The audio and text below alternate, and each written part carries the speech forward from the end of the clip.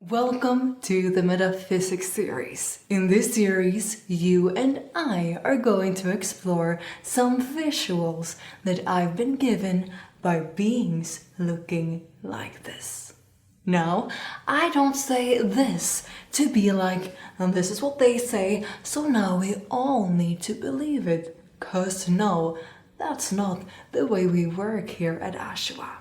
The way we work here at Ashua is that we present pictures, we present ideas, metaphors, and concepts for you and me, for us humans to expand our way of thinking and get a better understanding of ourselves and our reality. And in this series, we are going to explore some of the most intriguing mysteries of our existence and our reality. We are going to explore the phenomena of time. We're going to speak of dimensions, about God, about a more spiritual concept that we on Earth call starseeds. Yeah, we're definitely going to speak about you, because we are going to explore the phenomena of souls. But before we quite literally dive into the core visuals and core teachings of Ashua, I would like to tell you the story of how we met. Years ago, I experienced what we here on Earth call fatigue. It was so bad that back then I was forced to move home to my parents, and I pretty much spent 5 years, half of my 20s, in bed, experiencing various forms of fatigue. At times, it was relatively okay. At times, and especially in the beginning, I was able to rest 2-3 weeks or 2-3 months, then do something, rest 2-3 months or weeks, and then do something. But by the 3rd year, it was so bad that I wasn't even able to chew food. So it was really bad at times. And I guess that most people would say, lucky me. Because one day, approximately 4 years in, I was sitting at my desk and I was writing. And as I was sitting there, I could feel the air around me shift. You know, right now, most likely both you and I have air around us. And we can feel if there's a breeze, and we can feel shifts in the air around us. Only this time it felt like the whole room, or almost the whole room, shifted. The air shifted into what I would describe as the frequency of love. I usually portray this energy as a pink cloud with pink hearts in it, because I just felt so safe. But it was sort of a charge in the air. And the charge went through the room and through my body, and all of a sudden, I was experiencing myself laying on an operating table at or on a higher dimensional spacecraft. And above me, I had light beings. These beings spoke to me telepathically. They told me that I had learned everything that the fatigue was supposed to teach me, and therefore they were able to come and remove the extraterrestrial implants that I had in my body that was making me sick at the time.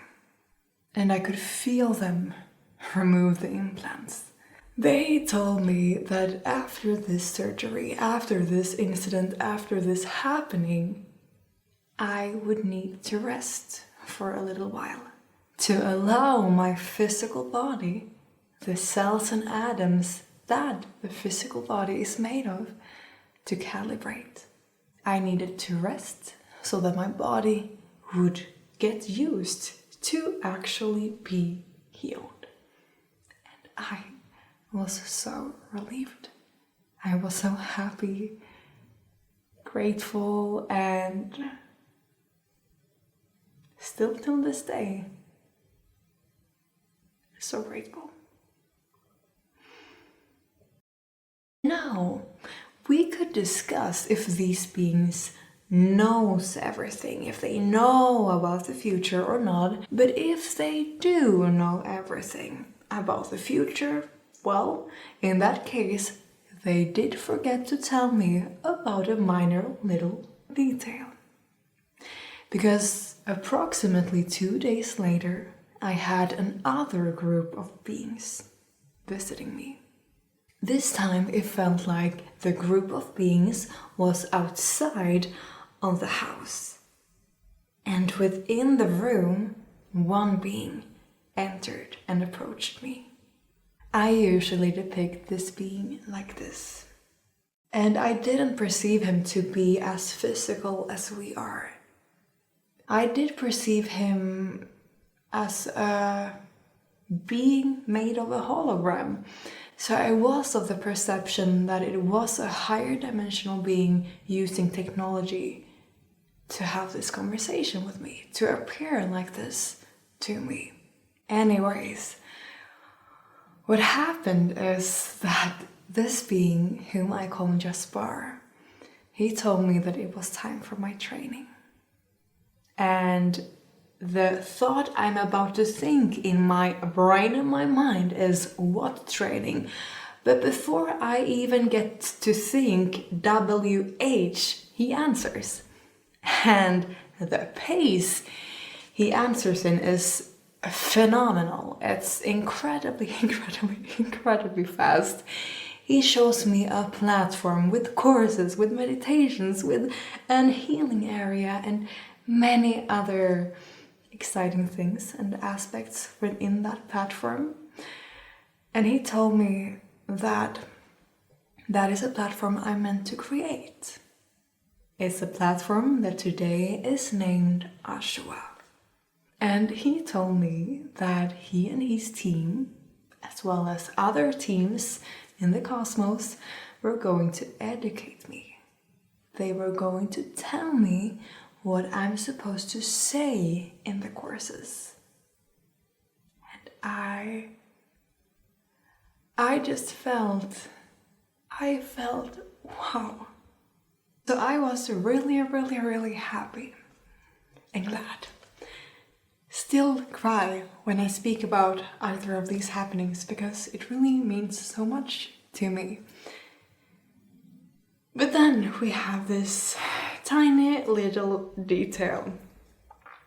And to give you some context, like before the fatigue, I was a really high achieving person with larger than life goals and dreams, and I felt like there's so much for me to accomplish in this life. And back then, when I experienced the fatigue, I was of the perception that I didn't have time to rest. Not for a minute, to be honest. Certainly not for a weekend. No, I was of the perception that I didn't have time to rest for a day, for a weekend, for a week. And absolutely not for weeks. Absolutely not for a month. Yeah, the months turned to years, and being healed, knowing that I just had got my life back, I was so happy. But what this being then tells me is that in order for me to comprehend and truly understand the concepts that I'm about to teach in the courses, he told me that at that point in time, I needed to rest for 1 more year, for the energy and information to truly settle. 1 more year. Although I was sort of free from pain, it was a completely other experience, and I guess for a little while I didn't dare to believe it was actually true, because it was crazy experiences. I mean, it sounds like a science fiction movie, but it is, and was or is, my life.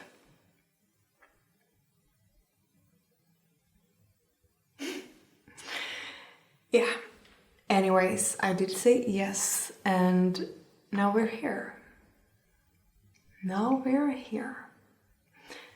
And, well, partially I like to tell the story because I do want you to know where the information comes from. I would feel like a narcissistic ass if I didn't. And secondly, I feel like if I am going to do this work, I really need to be transparent.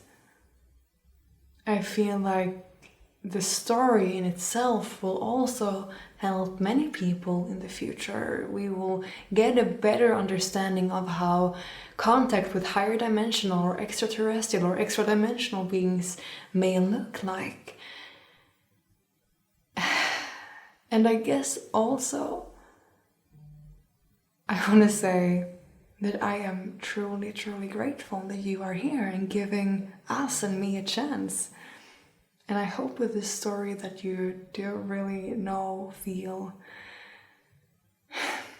that I mean it. This platform means a lot to me. The knowledge means a lot to me. The pictures, the metaphors means a lot to me.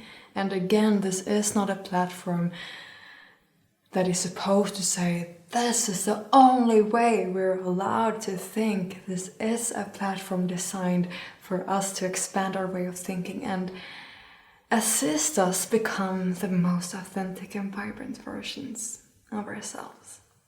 And I do really hope that this will do that for you. So this is just the Metaphysics series.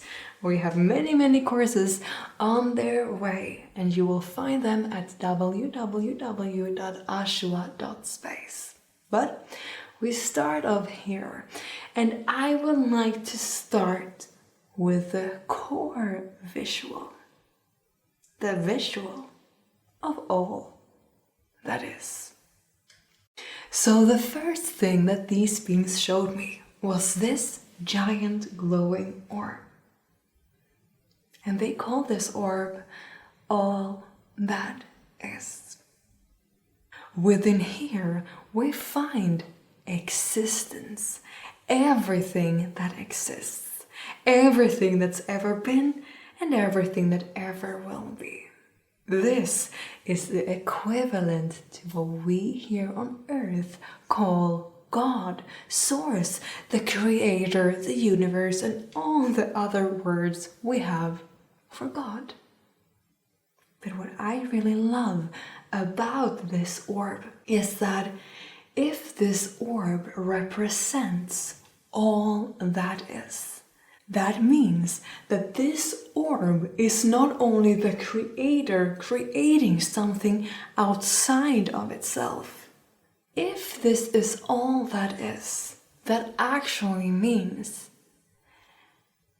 that all of existence is within here. That God, Source, the Creator, is not only the Creator, but space holder of all that is.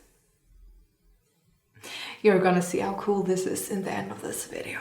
Now let's do this in a somewhat linear order, because that's how we are used to learning here on Earth. So what the team now did was that they started to divide this orb. Or rather, we could say now, they started to draw many mini orbs inside of this orb. And they told me that we are gonna make this as relevant for us souls as possible. So they did say that each mini orb represents a soul. So what is a soul. If we look from our perception, I like to say that we are not our body, and we are not our emotions, and we are not our thoughts. I perceive that both you and me are some sort of consciousness that are able to hear and generate thoughts. We're able to feel and experience emotions. And we are experiencing this physical reality from within a physical body. And if we look from this grand perspective, we see that what we refer to as the soul is actually a part of God. We could say that every mini orb here is an expression of God. If we take you right now as an example, you are most likely sort of aware that you are one version of you when you are with your family, another at work, another when you are dating or are with your partner, another version of you when you are with your friends. Most likely you are not speaking to your colleagues and family the same way as you were to sit on a date and flirt. So just as we have many expressions of us, as our souls multiple expressions of God. And do you know what happens if we try to find your soul right here? Well, we try to find your soul. We press on your soul. What the beings then do is that they dive into your soul. So we dive into your soul that we right now are gonna portray in a bright pink color, because I like pink. Anyways, here we have your soul. And the very interesting thing is that here they continued paint many mini orbs. And they did say that just as source can express itself in multiple ways, as are the souls able to express themselves in multiple ways. So here we have your soul, and your soul might have a desire to experience and express itself in a form of a human, in the form of an alien, in the form of a dog, cat, lion, as a human again, human, alien. Yeah, it continues like that. And for every expression your soul decides to have and experience, it gets to experience that expression of itself in its own reality. What we here on earth would simplify and say that every expression of a soul gets its own life. According to these beings, we experience multiple lives. This actually gives us a clue, because do you now understand what happens when we actually find within our soul? If we try to find your life, the life you live right now, here in your soul, we find it and we press. When we now dive in to this expression of your soul, we find your physical body. That means that according to these beings, we live inside our soul.